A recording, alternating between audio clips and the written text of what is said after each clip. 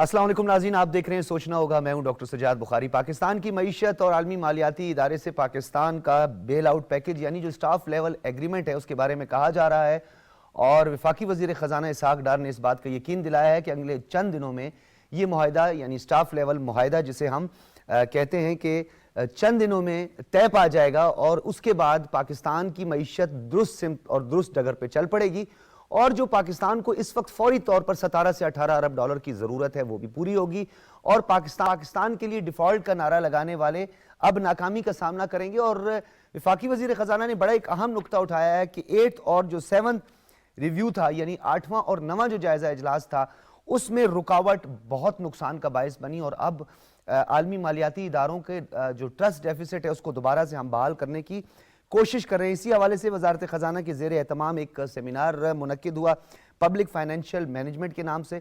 उसमें उन्होंने काफ़ी तफसीलन इन तमाम चीज़ों का जिक्र किया। लेकिन इस वक्त जो क्राइसिस है पाकिस्तान को, एक तो हमें ट्रेड डेफिसिट है, एक फिस्कल डेफिसिट है जिसकी हम बार बार बात करते हैं, और एक नुक्ता जिसे मैं अपने हर शो का हिस्सा बनाता हूं और मैं कहता हूं trust deficit the most dangerous. यानी अगर एतमाद का फुकदान पैदा हो जाए आलमी मालियाती इदारों और एक किसी स्टेट या रियासत के दरमियान, उसका नुकसान और उसका अजाला मुद्दतों नहीं पूरा किया जा सकता। लेकिन इस वक्त एक साजगार माहौल पैदा करने की कोशिश की जा रही है, और एक तफरीक जो बज़ाहिर हमें नज़र आ रही है, और हम देख रहे हैं कि सियासी इस्तेहकाम वक्त की अहम ज़रूरत है। और वफाकी वज़ीर ख़ज़ाना ने इस बात पर भी जोर दिया कि सियासी जमातों को इख्तिलाफ़ात को बालाए-ताक रखते हुए मुल्क की मईशत और मुल्क की खुशहाली के लिए इक़दाम करने चाहिए। तमाम तर उमूर को ज़ेर बहस लाएंगे, इस पर बात करेंगे कि पाकिस्तान को कितनी जल्द ये IMF का जो बेल आउट पैकेज है मिलने जा रहा है, और इससे पाकिस्तान के जो देरीना और पेचीदा मसाइल हैं क्या वो हल हो सकते हैं। एक तरफ इंडस्ट्रियलाइजेशन है, पावर सेक्टर की बात करते हैं, एक आम आदमी, इन्फ्लेशन, बढ़ती हुई इन्फ्लेशन, इस पर कैसे काबू पाया जा सकता है, इन तमाम तर उमूर पर बात करेंगे। हमेशा की तरह आज भी हमारा साथ देंगे अजीम चौधरी साहब, सफ़ी और तज्ज़ियाकार। बहुत शुक्रिया अजीम चौधरी साहब आपका। डॉक्टर फारूक आदिल साहब हमारे साथ मौजूद हैं, सीनियर सफ़ी और तज्ज़ियाकार। कुछ ही देर में हमें डॉक्टर गुलाम समद साहब भी, बल्कि उन्होंने हमें ज्वाइन कर लिया है स्काइप से। डॉक्टर साहब आपका भी बहुत बहुत शुक्रिया। बल्कि हम अपनी गुफ्तगू का आगाज़ करते हैं आप लोगों की इजाज़त से डॉक्टर साहब से, और डॉक्टर साहब की जो गुफ्तगू है और उस इक़्तिबासात पर भी हम आगे ज़ेर बहस उसे ला सकते हैं, उस पर बात कर सकते हैं। डॉक्टर साहब बहुत शुक्रिया, आपने वक्त दिया। डॉक्टर साहब हमारे जो फॉरेन रिजर्व्स हैं या हमारे ज़र मुबादला के ज़खायर हैं वो काफ़ी हद तक अब इत्मीनान बख्श हैं, और पाकिस्तान डिफ़ॉल्ट से निकल चुका है, लेकिन अभी भी एक सियासी कशीदगी नज़र आ रही है। सिर्फ सियासत चल रही है, मफादात चल रहे हैं, मुल्क की मईशत और मुल्क के मुस्तकबिल और हमारे आने वाले बच्चों के मुस्तकबिल का तहफ़्फ़ुज़ करने वाली जमातों के खिलाफ एक मुनज़्ज़म प्रोपेगेंडा किया जा रहा है, यानी PDM के खिलाफ एक मुनज़्ज़म प्रोपेगेंडा किया जा रहा है। किस तरीके से इसे रोका जा सकता है, क्योंकि इस वक्त मसला हमारे मुल्क के माशी इस्तेहकाम का है। शुक्रिया सर बुलाने का। मेरे ख्याल में जो अच्छी डेवलपमेंट हुई है रिसेंटली वो यही है कि जो हमारे रिजर्व हैं वो ऑलमोस्ट 4.3 बिलियन डॉलर पे पहुंच गए हैं, और इसमें हमारे साथ जो कमिटमेंट की है 2 बिलियन डॉलर की चाइना ने, मेरे ख्याल में वो काफी काबिल सताइश है। और हम उम्मीद कर रहे हैं कि बाकी जो भी फ्रेंडली कंट्रीज है उनके भी जो कमिटमेंट है वो या जो प्लेजेस थे वो जल्दी पूरी हो जाएंगे। तो रिजर्व साइड पे जो एक इत्मीनान और एक काइंड ऑफ कामनेस आई है, मेरे ख्याल में ये सबसे बड़ी अचीवमेंट है, और ये गवर्नमेंट मुसलसल इस चीज पे जोर दे रही थी कि हमें फ्रेंडली कंट्री से जो कमिटमेंट और प्लेजेस हैं वो पूरे हो जाएं। तो यहाँ पे ये कहना कि रिजर्व की जो अभी देख लें कि हमारी जो लेवल थी वो तकरीबन 2 या 3 हफ्ते इंपोर्ट्स के बराबर था, अब तकरीबन वो 1 महीने से भी ज्यादा हो गए हैं। और अभी जो नए हमारे प्लेजेस आएंगे तो तकरीबन 2 महीने तक इसी हफ्ते या नेक्स्ट हफ्ते पहुंच जाएंगे, जब पूरे 2 बिलियन डॉलर हमें चाइना से आ जाएंगे। तो ये एक अच्छी डेवलपमेंट है। लेकिन यहाँ पे डॉक्टर साहब एक नुक्ता मैं उठाना चाहता हूं, आप अपनी बात जरूर कीजिएगा, मैं ऐड करना चाहता हूं। जिस तरह हमारे दीगर दोस्त मुमालिक IMF की बात करते हैं, हवाला देते हैं, क्योंकि डेफिनेटली आलमी मालियाती इदारे के बेल आउट या उसके साथ जब तक आपको मुआहिदा तय नहीं पाते आपको कोई भी मुल्क फाइनेंस नहीं करता। चाइना के दफ्तर खारजा ने बाकायदा तौर पर एक एग्रेसिव स्टांस लेते हुए ये कहा कि तरक्की याफ्ता ममालिक पाकिस्तान की तरक्की की राह में सबसे बड़े रुकावट हैं, और उन्होंने अमली तौर पर भी पाकिस्तान की मदद की। तो क्या ये बाकी ममालिक के लिए मिसाल नहीं है? बिल्कुल जी, और मैं बार बार ये कह चुका हूं कि IMF को खुद भी देखिए, IMF को इतना स्ट्रॉन्ग स्टांस नहीं लेना चाहिए, جہاں پہ آپ دیکھ لیں کہ ہم نے تقریباً جتنے بھی پرائر کمٹمنٹس تھے آلموسٹ سارے پورے کر دیے ہیں. تو میرے خیال میں ابھی بھی دیکھ لیں ڈاکٹر صاحب، اب جب اسٹاف لیول ایگریمنٹ پہ جاؤ گے اور پھر بورڈ پہ جائے گا تو اس میں بھی ٹائم لگے گا. تو میرے خیال میں ایک تو سب سے امپورٹنٹ یہ کہ آئی ایم ایف کو بھی یہ ریئلائز کرنا چاہیے کہ گورنمنٹ آف پاکستان نے آلموسٹ سارے پرائر ایکشن کمپلیٹ کر دیے ہیں. اسی طرح جتنے بھی ہمارے فرینڈلی کنٹریز ہیں اور جو نان فرینڈلی کنٹریز ہیں ان کو بھی یہ چاہیے کہ ریئلائزیشن ڈاکٹر صاحب سب سے امپورٹنٹ ہوتی ہے. آپ یہ دیکھتے ہیں کہ یہ کنٹری اس وقت کتنی سخت سچویشن سے گزری ہے. فلڈز کی سچویشن دنیا کے سامنے ہے کہ ہم نے کتنا لاس کیا ہے. ہماری جو ایک بی او پی کی کنٹینیوس بیلنس آف پیمنٹ کی کرائسس ہے ہم اس سے گزر رہے ہیں. انفلیشن آپ نے خود فرما دیا کہ فوڈ انفلیشن آلموسٹ 40% تک پہنچ گیا ہے. جو جنرل انفلیشن ہے وہ 30% سے آگے چلا گیا ہے. تو یہ ریئلائزیشن باقی کنٹریز کو بھی ہونی چاہیے. میرے خیال میں ایک اچھا قدم چائنا نے اٹھا لیا ہے اور جو چائنا کا سٹانس ہے باقی کنٹری کو ان سے سیکھنا چاہیے تاکہ یہ ریئلائزیشن ہو اور ایز سون ایز پاسبل یہ جو پلیجز ہیں جو کمٹمنٹس ہیں اور آئی ایم ایف کے ساتھ کائنڈ آف انہوں نے جو اٹیچمنٹ شروع کی ہے یہ ایز سون ایز پاسبل ختم ہونے چاہیے. ڈاکٹر صاحب ہماری اکانومی میں ایک اوورال استحکام آئے گا. لیکن جو امپورٹنٹ بات آپ نے کی ہے کہ دیکھیں اس وقت پوری دنیا ایک طرف ہماری یہ اکنامک سچویشن ہے اس کو دیکھ رہی ہے لیکن دوسری طرف جو ایک پولیٹیکل انسرٹنٹی مارکیٹس میں پائی جا رہی ہے اس کو بھی پوری دنیا اور پوری مارکیٹس دیکھتے ہیں. میرے خیال میں جو اپوزیشن پارٹیز ہیں وہ یہ ریئلائز کریں کہ اس وقت جو گورنمنٹ کے لیے پاکستان کے لیے سب سے امپورٹنٹ کیا چیز ہے. میرے خیال میں ہمیں اپنی سیاست کو نہیں دیکھنا چاہیے. یہ ابھی ریئلائز ہو گئے گلوبلی بھی کہ آپ اپنے اسٹیٹ کو بچاتے ہیں. بدقسمتی ڈاکٹر صاحب یہاں پہ یہ آ گئی ہے کہ ابھی بھی ہم سیاست کو بچا رہے ہیں. ہم ریاست کی بات نہیں کرتے, ہم ریاست کو پیچھے یا سیکنڈری درجے پہ رکھتے ہیں. تو یہ بہت ہی امپورٹنٹ ہے میرے خیال میں. کنٹینیوسلی ایک ایسی سچویشن پہ جب ہم تھے کہ ہمارے جو ریزرو کے انڈیکیٹر کافی خراب چلے گئے, 3 سے بھی نیچے چلے گئے تھے, اب اس میں ایک اوپر جانے کا رجحان ڈیولپ ہو گیا ہے. اس کو بریک نہیں لگنا چاہیے بلکہ یہ ٹرینڈ کنٹینیوسلی آگے جانا چاہیے. اس کے لیے آپ کی ایک جو پولیٹیکل استحکام ہے ملک میں وہ بہت ہی لازمی ہے. ڈاکٹر صاحب دیکھیں جو پولیٹیکل انسرٹنٹی ہوتی ہے نا by the and of the day یہ گورننس کو امپیکٹ کرتی ہے, اور جب آپ کی گورننس امپیکٹ ہوگی تو اس سے جتنے بھی ریلیٹڈ آپ کے سٹیک ہولڈرز ہیں, جتنے بھی ریلیٹڈ ڈپارٹمنٹس ہیں اور جتنے بھی ریلیٹڈ اکنامک انڈیکیٹرز ہیں by the and of the day وہ سفر ہوتے ہیں. تو آئی ٹوٹلی ایگری کہ ہمیں اس وقت جو سب سے لازمی چیز ہے وہ ایک پولیٹیکل استحکام ہے. اور آپ دیکھ لیں نا منسٹر صاحب نے جو بات کی وہ یہ کی ہے کہ trust deficit over the passage of time develop ہو گیا ہے. اس کی وجہ بھی یہی ہے کہ دیکھیں ہم نے لاسٹ جی پہ پاپولسٹ ڈیسیجن لیے ہیں, اور جب آپ پاپولسٹ ڈیسیجن لیتے ہو جو آئی ایم ایف کے خلاف ورزی کرتے ہو تو میرے خیال میں یہ جو ڈیلیز آ رہے ہیں اس کا ہم ایک قسم کا خمیانہ بھگت رہے ہیں سر. بالکل ٹھیک ہے ڈاکٹر صاحب, میں ایک اور نقطہ اس پہ چاہوں گا کہ کروں گا اور آپ کے لیے بھی بڑا ہی اہم ہوگا, اور میں بعض اوقات یہ بات کرتا ہوں. عظیم چودھری صاحب آپ کی طرف آؤں گا. بہت ساری چیزوں کو ہم نظر انداز کرتے ہیں. ایک تو ڈاکٹر صاحب نے جس طریقے سے اس اعتماد کے فقدان کو اور آئی ایم ایف کی کنڈیشنز کو پورا نہ کرنا, کل ایک ایسی سٹیٹمنٹ دی گئی ایک جماعت کے سربراہ کی جانب سے جس کا نہ صرف نقصان ہوگا بلکہ اسے نظر انداز کیا گیا اور اس پر بات ہی نہیں, اس پہ ڈیبیٹ بھی نہیں ہوئی ہے. انہوں نے کل تاجر برادری کو آڑے ہاتھوں لیا اور انہوں نے کہا یہ تاجر برادری جو ہے انہوں نے میری حکومت بھی ختم کر دی. خیر اب تو یہ بہت لمبی چوڑی تفصیل ہے کہ پتہ نہیں کس نے حکومت ختم کی تھی, کاغذ نے کی تھی, کسی اور نے کی تھی, وہ سی ایم پنجاب نے کی تھی, اب تو وہ تاجر برادری پر بھی آگئے. آپ کو نہیں لگتا کہ اس طرح کے آپ کا نام بھی آنا ہے؟ اچھا میرا نام بھی تو عظیم چودھری صاحب یہ اس طرح کا پیغام دینا ہماری تاجر برادری کو, ان کو بجائے کہ ہم انکریج کریں, ان کی حوصلہ افزائی کریں, اگر ہم ان پر اس طرح کے بیانات داغیں گے تو کیا یہ ہمیں عوام کو نہیں سمجھ آ رہی کہ جان بوجھ کے اس ملک میں انویسٹرز کو, تاجر برادری کو, ٹریڈرز کو اور جن کے جو شیئر ہولڈرز ہیں ہمارے اسٹاک ایکسچینج کے, ان کو ڈرایا جا رہا ہے؟ بہت شکریہ ڈاکٹر صاحب. بہت ساری چیزیں ہیں جن کو اکٹھا کرنا پڑے گا تاکہ وہ گلدستہ جو آپ تلاش کر رہے ہیں آپ کے سامنے پیش کیا جا سکے. میں تاجروں پر بعد میں بات کرتا ہوں, پہلے ایک اور بات ضرور کیجئے گا سر.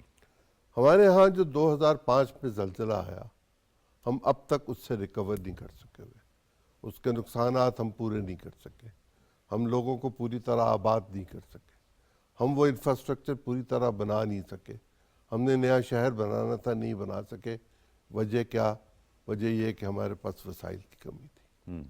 بہت پیسے ہمیں دیے گئے, بہت پلجز ہوئے, لیکن ان میں سے بہت سارے پلجز جو تھے وہ پورے نہیں ہوئے, اور ہم اپنی کٹی میں سے اپنی روزمرہ کی ضروریات میں سے کٹ کر کے ان چیزوں کو ڈیولپ کرنے کی کوشش کرتے رہے. کچھ کر لیں, کچھ رہ گئیں, کچھ راستے میں ہیں, کچھ ہو جائیں گی, کچھ شاید ہمارے بس میں نہیں ہوگی.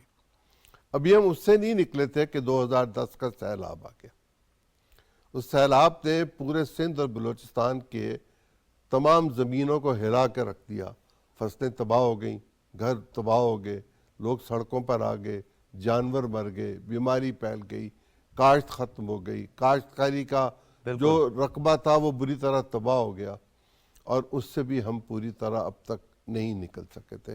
اس کے نقصانات کا ازالہ اب تک ہم ادا کر رہے ہیں. اور پھر جو پچھلے سال ہوا, یہ تو ان دونوں سے بھی آگے چلا گیا معاملہ. 3.5 کروڑ لوگ اپنے گھروں سے باہر سڑکوں پر آ کر بیٹھ گئے, جانور بہہ گئے, کھیت دہقان جو تھے وہ سڑک پہ رہے, کھیت سارے بہہ گئے, فصلیں تباہ ہو گئیں, اور وہ جو آنے والی فصلوں کے لیے زمین کی تیاری ہو سکتی تھی وہ کام بھی نہ ہو سکا. بالکل اس کے نقصانات اپنی جگہ.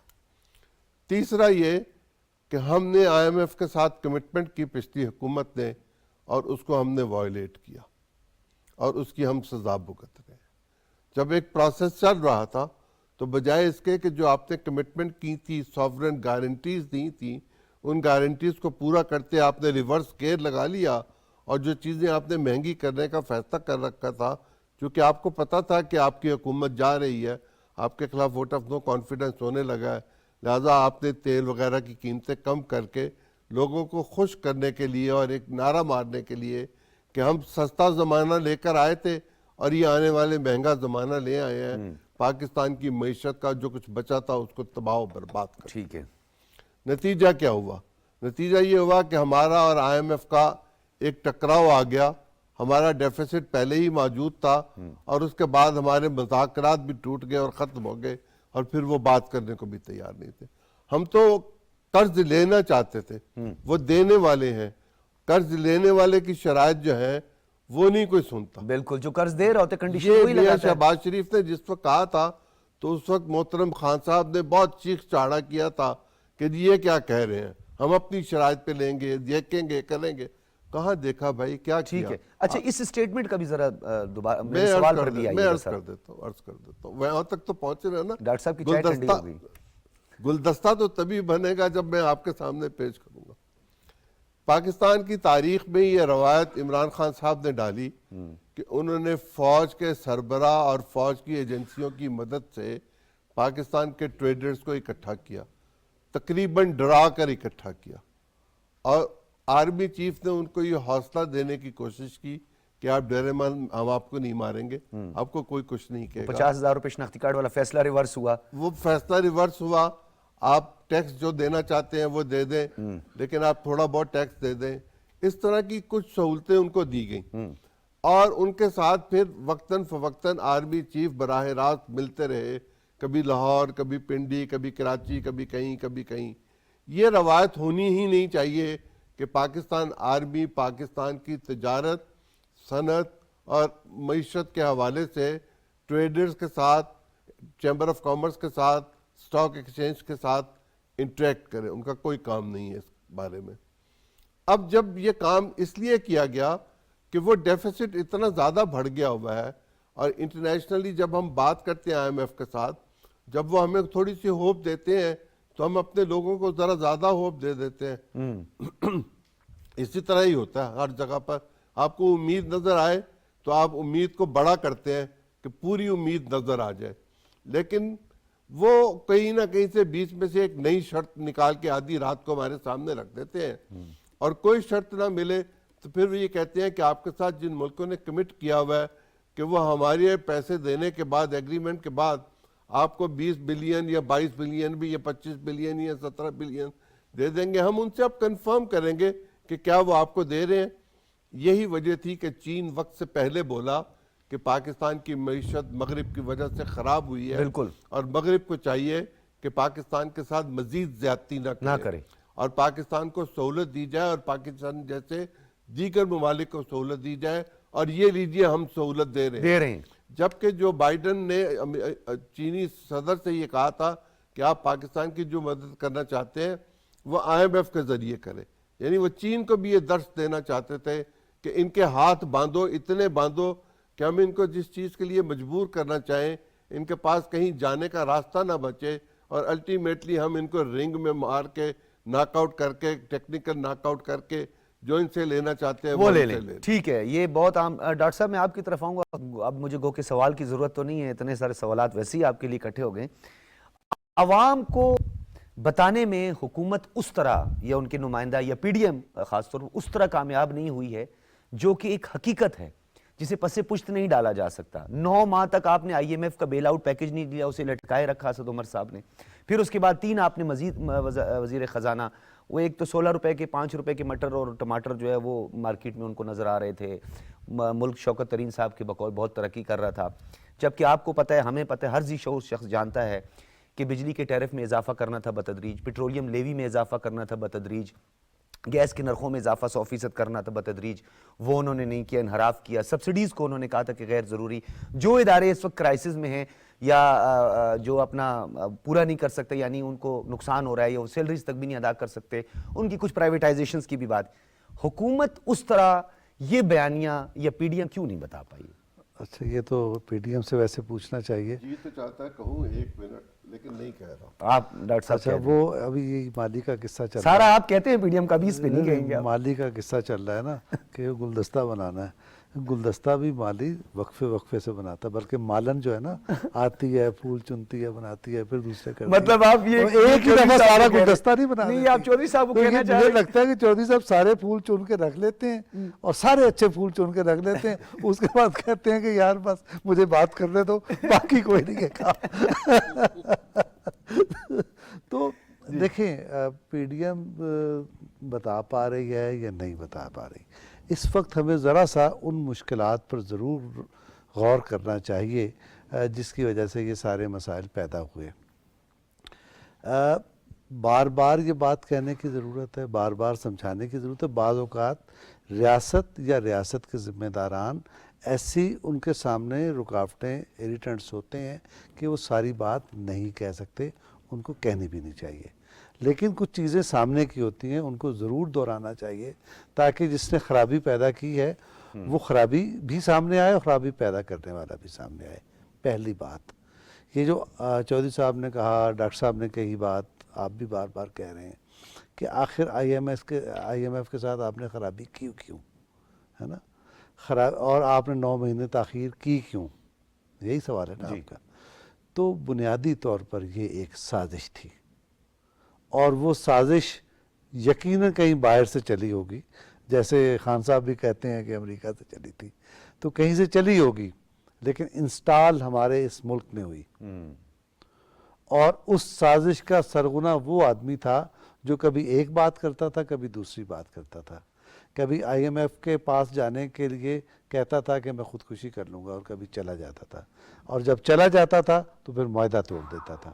یہ کیوں ہو رہا ہے؟ یہ احمقانہ باتیں تھیں، یہ الٹ کوئی بات تھی، یہ پالیسی کا فقدان تھا، یہ کیا پرابلم تھا؟ بنیادی بات یہ ہے کہ یہ ایک سازش تھی، یہ سازش آپ کی آئین کے خلاف بھی تھی، اور یہ سازش آپ کے معیشت کے خلاف بھی تھی، اور یہ سازش آپ کے دفاع کے خلاف بھی تھی۔ اور آپ کو یاد ہوگا کچھ دن پہلے رضا ربانی صاحب کا بیان آیا کہ کہیں وہ ہمارے دفاع کو حملہ تو نہیں کر رہے اس سارے معاملے میں، یہ جو ہمارے ساتھ معاملات سیدھے نہیں کر رہے۔ رضا ربانی نے یہ بات کہی۔ اس کے علاوہ دیگر فورم سے بھی ایسی بات آئی جس میں یہ کہا گیا کہ آپ اپنے چائنا کے ساتھ روابط توڑ لیں، اور آپ اپنا میزائل پروگرام فلاں کے ساتھ رکھیں اور فلاں کے ساتھ نہ رکھیں، اس طرح کی باتیں ہیں۔ لیکن اللہ کا شکر یہ ہے کہ ہمارے ہاں عمران خان صاحب کو چھوڑ دیجئے، وہ قوم کا حصہ نہیں ہے۔ ڈاکٹر صاحب آپ کی اجازت سے اگر مجھے بریک لے لوں؟ نہیں جی بریک لینی پڑے گی، اور خاص طور پر ایک اور جو آپ نے چائنا کے حوالے سے بات کی تھی، تو ایک اور بہت خطرناک اس کا پہلو میں چاہوں گا، اس پہ بھی آپ ضرور بریک کے بعد روشنی ڈالیے گا۔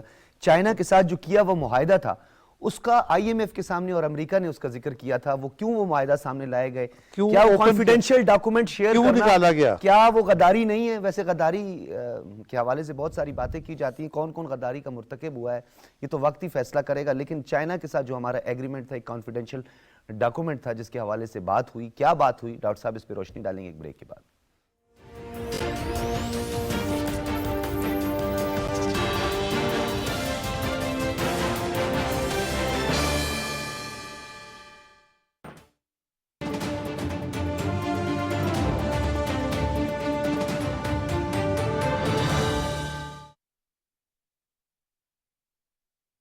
الله أكبر الله أكبر الله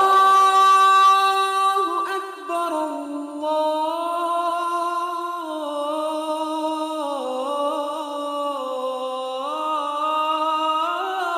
الله أكبر أشهد أن لا إله إلا الله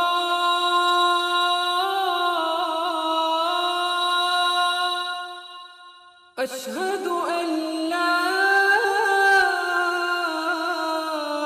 إله إلا الله أشهد أن محمد رسول الله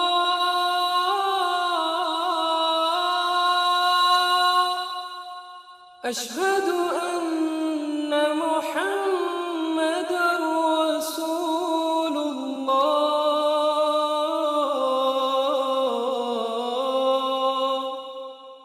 حي على الصلاة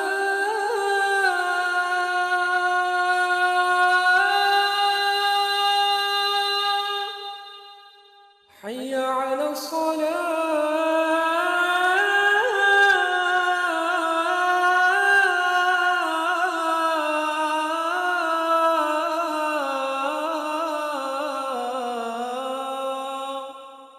حي على الفلاح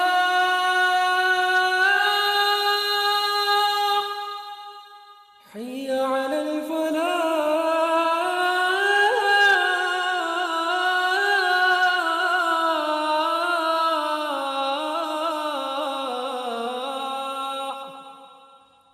الله أكبر الله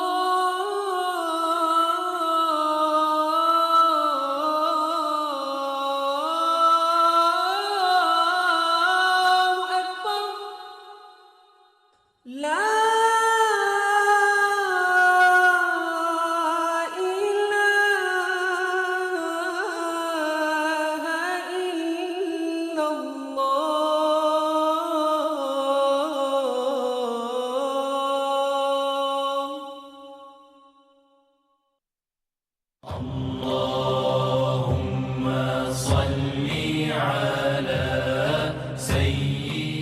حضرت ابو ہریرہ رضی اللہ تعالیٰ عنہ سے روایت ہے کہ رسول اکرم صلی اللہ علیہ وسلم نے فرمایا، بدگمانی سے بچتے رہو کیونکہ بدگمانی سب سے جھوٹی بات ہے، اور لوگوں کے رازوں کی قرید نہ کیا کرو، اور نہ لوگوں کی نجی گفتگو کو کان لگا کر سنو.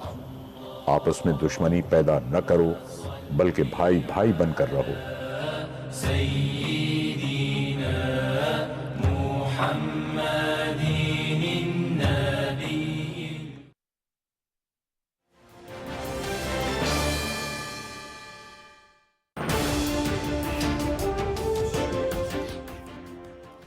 ویلکم بیک ناظرین. ہم بات کر رہے ہیں وفاقی وزیر خزانہ اسحاق ڈار نے ایک سیمینار سے خطاب کرتے ہوئے کہا کہ پاکستان کے اسٹاف لیول معاہدہ چند دنوں میں طے پا جائے گا. پاکستان کے لیے اچھی خبریں آ رہی ہیں اور پاکستان کو اب تک $4.2 بلین کے فارن ریزرو کی موجودگی میں آگے بڑھنا ہے. ایک ماہ سے زیادہ کے ہمارے پاس ریزرو موجود ہیں. ڈاکٹر فاروق عادل بریک سے قبل بات کرے تھے اور میں نے اس میں ایک مزید ایک سوال ایڈ کیا تھا کہ چائنا کے حوالے سے جو ہمارا ایک ایگریمنٹ ہے یا چائنا کے ساتھ ہمارے سی پیک کے حوالے سے جو بھی ہمارے ڈیولپمنٹ پروجیکٹس ہیں اس پر اس کانفیڈینشیل ڈاکومنٹ کو شیئر کرنا جو ہے اس پر تو آپ نے تبصرہ کر دیا. نہیں سوال کیا ہے سر. نہیں آپ نے کہہ دیا کہ کیا وہ غداری نہیں تھی. ہاں تو یہ تبصرہ ہی ہے نا.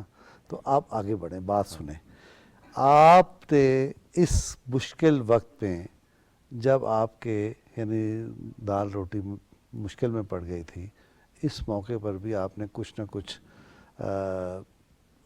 استقامت کا مظاہرہ کیا، اور آپ اب کل کا ایک اسٹیٹمنٹ ہے امریکی وزارت خارجہ کے ترجمان کا، اس نے 2-3 باتیں کہی ہیں. اس نے یہ کہا کہ پاکستان کو اپنے ہمارے یہاں اس طرح سے پراپر وہ اس کو ہائی لائٹ نہیں کیا جا رہا. اس کا جی پاکستان اپنے آئینی معاملات کو، سیاسی معاملات کے فیصلے خود کرے، اس طرح کی ہیڈ لائن چل رہی ہے. ذرا اس کے اندر جائیے اس اسٹیٹمنٹ کے. اس اسٹیٹمنٹ میں اس نے یہ کہا ہے کہ جب تک آپ اپنے اقتصادی بنیادی اصلاحات نہیں کرتے، آپ کے مسائل حل ہونے نہیں جا رہے. یہ اس پورے دباؤ کے بعد یہ پہلی پازیٹیو بات میں دیکھ رہا ہوں. وہ کیا ہے؟ انہوں نے کیا کہا؟ انہوں نے کہا جی کہ آپ کے یہاں کاروبار میں مسابقت صحت مندانہ ہونی چاہیے. یہ ہے ساری برائیوں کی جڑ، کہ ہمارے سوسائٹی میں ایک پریویلیج کلاس یا کئی پریویلیج کلاسز موجود ہیں جنہیں کاروبار کے لیے کسی کو کچھ سہولتیں ہیں. مثلاً آپ جانتے ہیں کہ ایک بہت ہی بڑا سیٹ ہے اور پورے ملک میں اس نے کام کرتا ہے، ایک بزنس کرتا ہے، لیکن سرکاری خزانے کو ایک پیسے کا اس کی ٹرانزیکشنز بھی واپس ہو جاتی ہیں، چیزیں بھی سب کچھ ہو جاتا ہے، اور ایک پیسے کا وہ آپ کو نہیں دیتا ٹیکس، ہے نا. اس طرح کی بے شمار پریویلیج کلاسز ہیں، اور ان کی وجہ سے پاکستان کے اندر بزنس کرنا مشکل ہو گیا ہے، ناممکن ہو گیا ہے. جب آپ کے یہاں بزنس نہیں ہوگا، جب آپ کے یہاں ایکسپورٹ نہیں ہوگی، پیداوار ٹھیک نہیں ہوگی، تو آپ کا بزنس کیسے بڑھے گا؟ اور بزنس آپ کا نہیں بڑھے گا تو آپ کی معیشت کیسے فروغ پائے گی؟ یہ ایک بڑی بنیادی اور صحیح بات ہے. ایک بات. دوسری بات جو ہے، آپ کے یہاں بیوروکریٹک رکاوٹ بھی ہوتی ہے بہت سارے معاملات میں. یعنی جو ہم کہتے ضرور ہیں کہ ہم 1 ونڈو آپریشن کر دیں گے، اور جس نے انویسٹمنٹ لانی ہے، جس نے کاروبار کرنا ہے، اس کے تمام راستے کھل جائیں گے. اگر کوئی آدمی یہ پل صراط عبور کر بھی لیتا ہے تو اس کے بعد ایک اور مصیبت کھڑی ہو جاتی ہے، بیوروکریسی. وہ مصیبت ہے نیب. ہے نا. میں آپ کو بتاؤں، جن زمانے میں ممنون صاحب پریزیڈنٹ تھے، ایوان صدر میں ایک بریفنگ کے لیے بلایا گیا کہ آخر قطر سے جو گیس آنی ہے اس کے معاملات آگے بڑھ کیوں نہیں رہے، اور وہ جو کنٹینر ٹرمینل اور وغیرہ وغیرہ جو بننا ہے ٹرمینل، اس میں کیا کیا رکاوٹ ہے.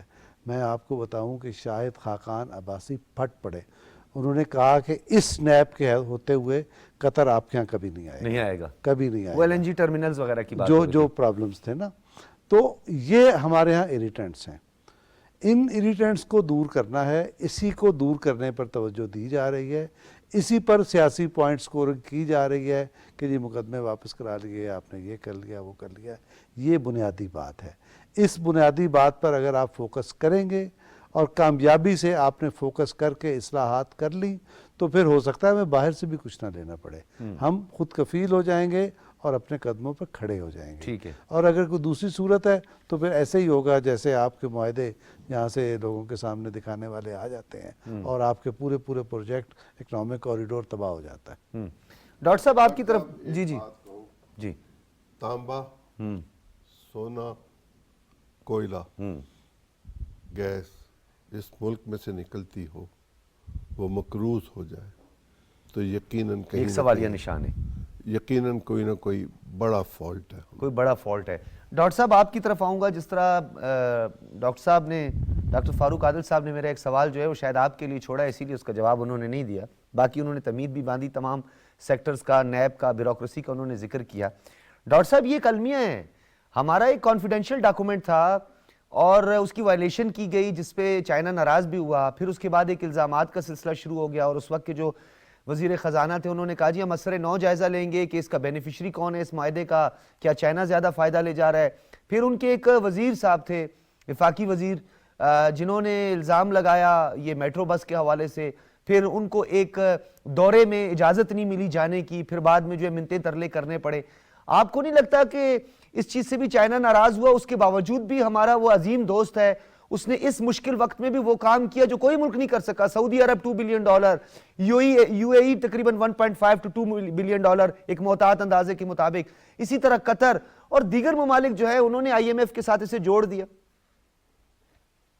جی بالکل آپ صحیح فرما رہے ہیں. دیکھیں جو سی پیک کے حوالے سے جو ہماری پریویس گورنمنٹ کی ایک اوورآل پروگرس تھی، وہ تقریباً ہم سب جانتے ہیں کہ کافی سلو رہی ہے. جو ایک آبجیکٹیویٹی تھی سی پیکس کی سارے پروجیکٹس میں، وہ آپ دیکھ لیں تو جو ہم ایچیو کرنا چاہ رہے تھے بائی 2020، میرے خیال میں وہ بالکل اس کا 20% بھی ایچیو نہیں ہو سکا۔ میں آپ کو اگزامپل دے دوں کہ اگر آپ جو سی پیکس کے پروجیکٹس پاکستان میں ہو رہے ہیں اور اسی طرح کے جو پروجیکٹس ہیں چائنا کے، وہ افریقن کنٹریز میں ہو رہے ہیں، آپ یقین کریں کہ سر وہاں تو ایتھوپیا جیسے تقریباً کنٹری، 1000 گنا زیادہ انویسٹمنٹ ہوئی ہے۔ دیکھیں انویسٹمنٹ بھی زیادہ ہو گئی ہے اور وہاں پہ انہوں نے ایکسپورٹ بھی شروع کر دیا ہے، اور ہم نے یہاں پہ ابھی پاکستان میں آپ کے جو اسپیشل اکنامک زونز ہیں تقریباً 9 ڈیفائن ہوئے تھے، اس میں سے ابھی تک 4 کو بھی آپ نے پریشنلائز نہیں کر سکے۔ تو کہنا یہ چاہ رہا ہوں کہ ایک اوورال آبجیکٹیویٹی تھی سی پیک کا، وہ آپ کا کافی سلو رہا ہے۔ اسی وجہ سے چائنا نے دیکھیں اس کو ریئلائز کیا تھا، لیکن ڈیفینیٹلی اس کی ایک پاکستان کے ساتھ جو ایک فرینڈشپ ہے اس کو وہ دیکھ رہے تھے لانگر ٹرم میں۔ تو میں آپ سے اگری کر رہا ہوں کہ سی پیک کے حوالے سے پچھلے رجیم میں کافی سلونس رہی ہے۔ اب دیکھ لیں یہاں پہ اس کرنٹ گورنمنٹ نے اس کو ایکسپیڈائٹ کیا ہے، اور کافی جو ہمارے پلاننگ کے منسٹر صاحب ہیں، آپ دیکھ لیں کہ کتنی دفعہ گوادر گئے ہیں، اور گوادر انٹرنیشنل ایئرپورٹ کے حوالے سے گوادر کی ابھی ہمارے آرمی چیف کا ریسنٹ وزٹ تھا۔ بالکل جی، وہ بھی چیف ریسنٹلی گئے تھے، تو اوورال ایک آپ کو ریجنل کنیکٹیویٹی کے حوالے سے ڈیولپمنٹ نظر آ رہی ہے، اور کچھ شفٹمنٹ بھی وہاں پہ ابھی شروع ہو گئی ہیں، دو اس کا جو ابھی ایک سپیس ہے یا پورشن ہے وہ لو ہے۔ تو کہنا یہ چاہ رہا ہوں کہ ایک ڈیولپمنٹ آپ کو سی پیک کے حوالے سے اب نظر آ رہی ہے۔ جہاں تک چائنا کا سوال ہے تو نو ڈاؤٹ چائنا نے ایک دیکھیں جو پلیجز ہوئے تھے ریسنٹلی جنیوا میں تقریباً $10 بلین تھے، اور وہاں پہ ہمارے ساتھ چائنا نے بھی کمٹمنٹ کی تھی، اور ہمارے پاس ملٹی لیٹرل ڈیولپمنٹ بینکس جس میں اسلامک ڈیولپمنٹ بینک جو ہے تقریباً $4 بلین تک کمٹمنٹ تھی، باقی کنٹریز نے بھی کی تھی، اور میں سب سے زیادہ اور سب سے پہل جو کر دی وہ چائنا نے کر دی ہے۔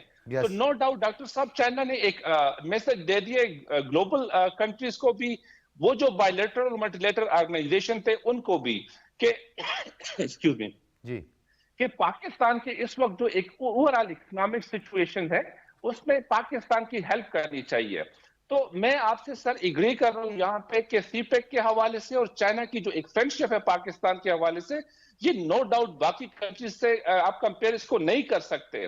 تو آئی اگری، میرے خیال میں ہمیں ایسا نہیں کرنا چاہیے تھا کہ جو سی پیک کے ہمارے ڈاکومنٹس تھے یا جو سی پیک کے کانفیڈینشیل انفارمیشن تھے، دیکھیں ڈاکٹر صاحب اس وقت ہم نے کیا کیا، کس طریقے سے سی پیک کو ہم نے سلو ڈاؤن کیا۔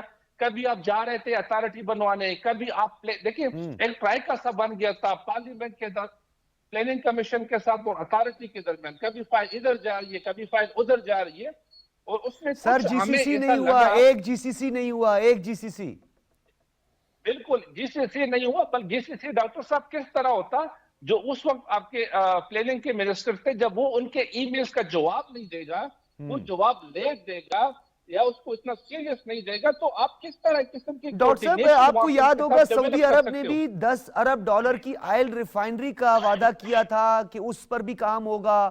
اس کے علاوہ کچھ فرینڈز کنٹریز تھی جو ہماری، جنہوں نے کہا تھا، دوست ممالک نے کہا تھا کہ ہم بھی آپ کے ساتھ اس میں باقاعدہ تعاون کریں گے۔ اس وقت جو صورتحال ہے، کیونکہ میں خود جا چکا ہوں ابھی ریسنٹلی 1-2-3 ہفتے پہلے میں گوادر سے ہو کے آیا ہوں، بڑا اچھا کام وہاں پہ بڑے تیزی سے اس وقت کام جاری ہے، جو آپ کوسٹل ہائی وے ہے اس پہ کام ہو رہا ہے، فری زون تقریباً کافی حد تک مکمل ہو گیا ہے، ایئرپورٹ جو ہے وہ مارچ یا اپریل میں نیکسٹ منتھ میں اس پہ ٹیسٹ فلائٹ بھی ہونے جا رہی ہے، اسی سال ایئرپورٹ بھی ہمارا ٹوٹل فنکشنل ہو جائے گا۔ کیا لگتا ہے آپ کو کہ آنے والے دنوں میں سی پیک کو ہم ایک ایسی ایک علیحدہ پالیسی رکھیں کہ جس میں ایک کنسسٹنسی ہو، ایک کنٹینیوٹی ہو، کہ کوئی بھی حکومت آئے تو یہ ہمارا معاشی مستقبل ہے، یہ پورے خطے میں معاشی انقلاب لانے والا منصوبہ ہے، یہ رکے یا کسی کی نظر نہ ہو؟